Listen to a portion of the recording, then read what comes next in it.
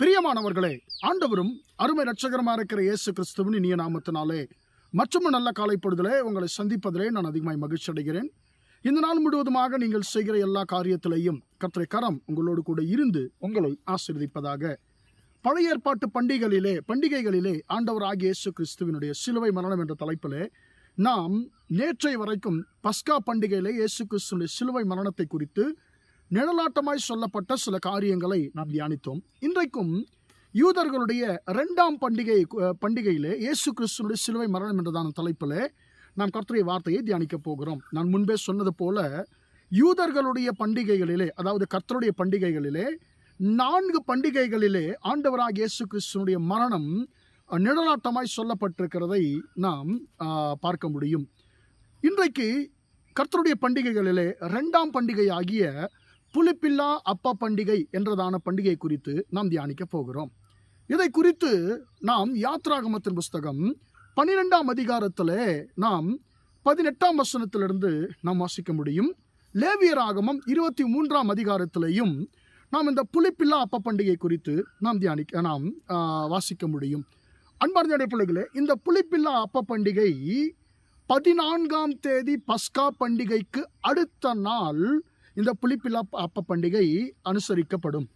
அதாவது அவர்கள் 14ஆம் தேதி மாலையிலிருந்தே, பஸ்கா மாலையிலிருந்தே அவர்கள் புளிப்பில்லா அப்ப பண்டிகை அவர்கள் தொடங்கிவிடுவார்கள். ஆனால் ப்ராப்பராக அது எப்போ ஆரம்பிக்கும் என்று சொல்லி பார்க்கும் பொழுது அடுத்த நாள் 15ஆம் தேதி புளிப்பில்லா அப்ப பண்டிகை அது அவர்கள் கடைபிடிப்பார்கள்.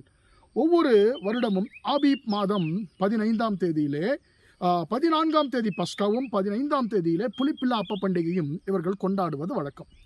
அன்பார்ந்த பிள்ளைகள், வசனம் சொல்லுகிறது, இந்த புளிப்பில்லாத அப்பத்தை இவர்கள் 7 நாள் வரைக்கும் புசிக்க வேண்டும் என்று சொல்லி நாம் யாத்ராகமத்தின் புஸ்தகம் 12ஆம் அதிகாரம் 18ஆம் வசனம் 19ஆம் வசனத்திலே நாம் வாசிக்க முடியும். அன்பார்ந்த பிள்ளைகளே, அதாவது 15ஆம் தேதி முதற்கொண்டு 21ஆம் தேதி வரைக்கும் இவர்கள் புளிப்பில்லா அப்பத்தை அவர்கள் சாப்பிட வேண்டும். 21ஆம் தேதி சாயங்காலம் வரைக்கும் அவர்கள் புளிப்பில்லா அப்பத்தை சாப்பிட வேண்டும். அப்படி புளிப்புள்ள அப்பத்தை சாப்பிடுகிறவர்கள், அதாவது புளிப்பில்லாத அப்பத்தை தான் கர்த்தர் சொல்லுகிறார், ஆனால் அதையும் மீறி புளிப்புள்ள அப்பத்தை சாப்பிடுகிறவர்கள் இஸ்ரவேலுடைய ஜனத்தில் இராதபடிக்கு அவர்கள் அறுப்புண்டு போவார்கள் என்று சொல்லி வார்த்தை சொல்லுகிறது. அவர்கள் இஸ்ரவேலர்கள் என்று சொல்லப்படுவதற்கு தகுதியானவர்கள் அல்ல, கர்த்தர் அவர்களை அழித்து போடுவார் என்று சொல்லி இந்த வார்த்தை இந்த அதிகாரத்திலே நாம் சொல்லப்பட்டிருக்கிறதை நாம் வாசிக்க முடியும். அன்பார்ந்த பிள்ளைகளே, இந்த புளிப்பில்லா அப்ப பண்டிகை வருஷத்தினுடைய ஆரம்பத்திலே, முதல் மாதத்திலே இந்த புளிப்பில்லா அப்ப பண்டிகை கொண்டாடப்படும்.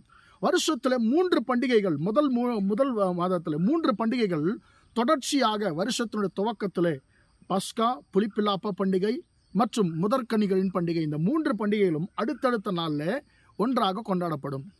அடுத்ததாக 4வது பண்டிகை சம்மரில், பெந்தகோஸ்தே பண்டிகை சம்மரில் அது கொண்டாடப்படும், வெயில் காலத்தில் கொண்டாடப்படும். அடுத்த 3 பண்டிகைகள் அதன் பின்பாக கடைசியிலே அது கொண்டாடப்படும். அன்பார்ந்த இன்றைக்கு இந்த புளிப்பில்லா அப்ப பண்டிகை குறித்து நாம் வாசிப்போம் என்று சொன்னால், இந்த புளிப்பில்லா அப்ப பண்டிகைக்கு என்ன செய்வாங்க, 1 வாரமும் புளிப்பில்லாத அப்பத்தை சாப்பிடுவார்கள். இது எதற்கு நிழலாட்டமாக இருக்குன்னு சொன்னால், கர்த்தர் எங்களை எகிப்து தேசத்திலிருந்து எங்களை வெளியே அழைத்து வந்து விட்டார். ஆனால் நாங்கள் அதை நினைவு கூறுகிற விதத்திலே, நாங்கள் பிரித்தெடுக்கப்பட்டவர்கள் என்றதான விதத்திலே நாங்கள் புளிப்பில்லாத அப்பத்தை புசிக்கிறோம் என்பதை அவர்கள் கர்த்தருடைய விடுதலை நினைவு கூர்ந்து புளிப்பில்லாத அப்பத்தை அவர்கள் சாப்பிடுகிற ஒரு பண்டிகையாக இந்த புளிப்பில்லா அப்ப பண்டிகை இருக்கிறது. அன்பார்ந்த பிள்ளைகள், இதனுடைய ஆவிக்குரிய அர்த்தம் என்ன என்று சொல்லி நாம் பார்க்கும்போது, பஸ்கா என்பது கர்த்தர் எகிப்திலிருந்து அவர்களை எழுத்தின்படியாய் வெளியே கொண்டு வந்தார்.